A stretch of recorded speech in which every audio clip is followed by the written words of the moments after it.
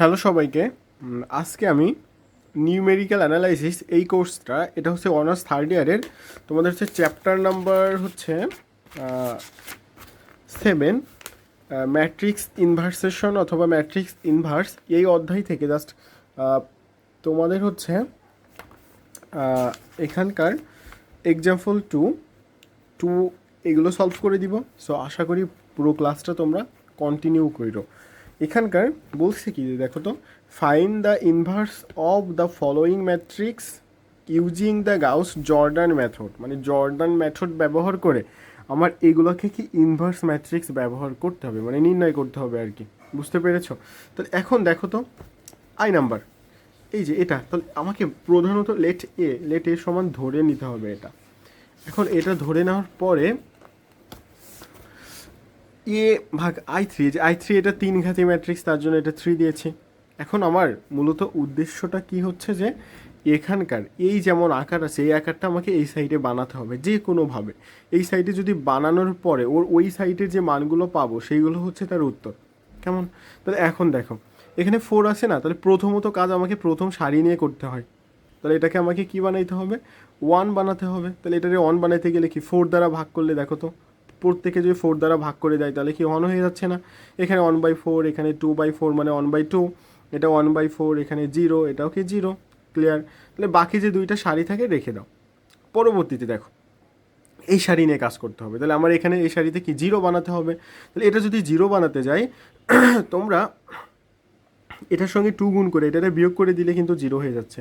এটা 2 গুণ করলে এটাটা, তাহলে এখানে 0, এটা 2 গুণ করলে এটাটা এখানে কত হচ্ছে 5/2, এটা 2 গুণ করলে এখানে 4 মাইনাস 1, তাহলে এটা কি থাকছে? 2 থাকছে। ক্লিয়ার? তারপর এটা দেখো তো, এখানে 2 গুণ করলে 2 গুণ করলে তাহলে 0, তাই না? আচ্ছা, এরা করেছে কি, এরা মানে তোমার এই যে R2 এর সঙ্গে 2R1 গুণ করেছে, মানে উপরেরটা নিয়েছে আর কি, নিচেরটা নেয়নি। এখন তুমি যদি উপরেরটা নিয়ে করো তাও কিন্তু হচ্ছে। এই দেখো, এই যে এটা কিন্তু উপরেরটা নিয়ে করছে, করলে এই মানটা পেয়েছে। আর R3 মানে এটা, এখানেও 0 বানাইতে গেলে এটা নিয়েছে তোমার R3 আর R1, মানে এটা বিয়োগ করলে তো 0 হয়ে যায়। এটা বিয়োগ করলে কি -9/4। এটা দেখো কীভাবে করছে, মানে এটা বিয়োগ মানে -2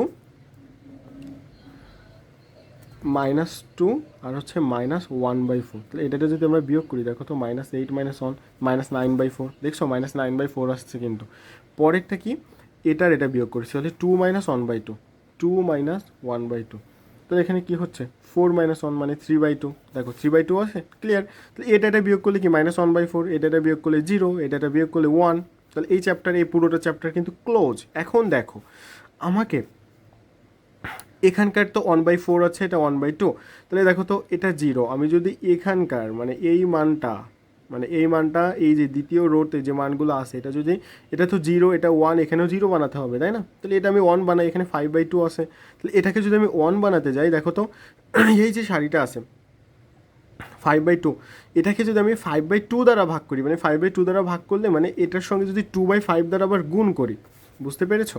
মানে আমার তো মূলত ছিল কি, যে 5/2, তাই না? তাহলে এটা আমাকে তুলতে হবে। তাহলে দেখো তো, এর সঙ্গে যদি আমি 2/5 গুণ 5/2 গুণ করি, এটা কেটে যায়, কি 1 থাকে না? তার জন্য এই যে সারিটা, এই যে এই শাড়িটার 2/5 দ্বারা গুণ করেছি। তাহলে এটা 2/5 দ্বারা গুণ করলে এটা 0, এখানে 1, এটা 2/5 দ্বারা গুণ করলে -4/5 থাকে, এখানে 2/5 দ্বারা গুণ করলে উপরে 1 থাকলো আর নিচে 5 থাকলো, আর এখানে 2/5 দ্বারা গুণ করলে 2/5, এটা তো 0। এই শেষে সাইড নোট দিতে হবে। ক্লিয়ার? এখন দেখো, এখন উদ্দেশ্য হচ্ছে কোনটা, যে আমাকে এখানকার এই যে মানটা আছে এটাকে 0 বানাতে হবে। বুঝতে পেরেছো? এই যে, তাহলে এটা যদি 0 বানাতে দেয়, দেখো তো, এর সঙ্গে যদি আমি 1/4 গুণ করি, এই যে এই শাড়িটারগুলোর সঙ্গে এর 1/4 গুণ করে এর সাথে বিয়োগ করে দিই, তাহলে 0 হয়ে যাচ্ছে না? এরাও কিন্তু সেম কাজ করেছে। তাহলে এর সঙ্গে 1/4, এটা 1 থাকে, এটা 1/4, এটা বিয়োগ করলে 0, এটা হচ্ছে 7/10 থাকে, এটা 3/10 থাকবে, কি -1/10 থাকবে, এটা 0 থাকবে। এখন তারপর এটা দেখো, এখানে আমার কি 0 দরকার। তাহলে এটা যদি 0 বানাতে যাই, দেখো তো, এর সঙ্গে আমি যদি 9/4 গুণ করে দিই, এই দ্বিতীয় সারির সঙ্গে গুণ করে এটা যোগ করি, যেহেতু মাইনাস আছে তার মানে আমাকে কী করতে হবে, যোগ করতে হবে। তাহলে এটা যোগ করলে এটা 0, এটা 0, এটা -3/10, এটা -7/10, এটা 9/10, এটা 1 থাকলো। তাহলে এখন গেল, এখন দেখো, এটা 1 পেয়েছি, 0, এখানে 0 বানাতে হবে, এখানে 0 করতে হবে, এখানে 1 করতে হবে, আমার মূলত উদ্দেশ্য হচ্ছে এটা। তাহলে আগে আমার এই 1টা করবো, এই যে।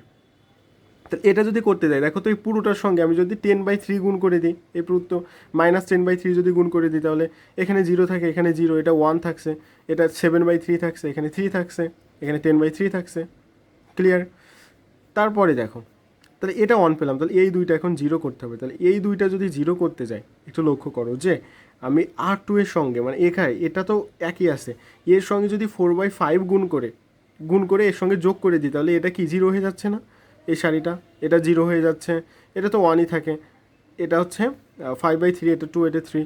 তারপরে দেখো এটা 0, এটা করতে হবে। তাহলে এখন R1 মাইনাস, মানে এটা মাইনাস, এর সঙ্গে যদি 7/10 গুণ করে এটা বিয়োগ করে দিই, তাহলে এটাও 0 হয়ে যাচ্ছে। তাহলে দেখো তো এই আকারে পেয়েছি না?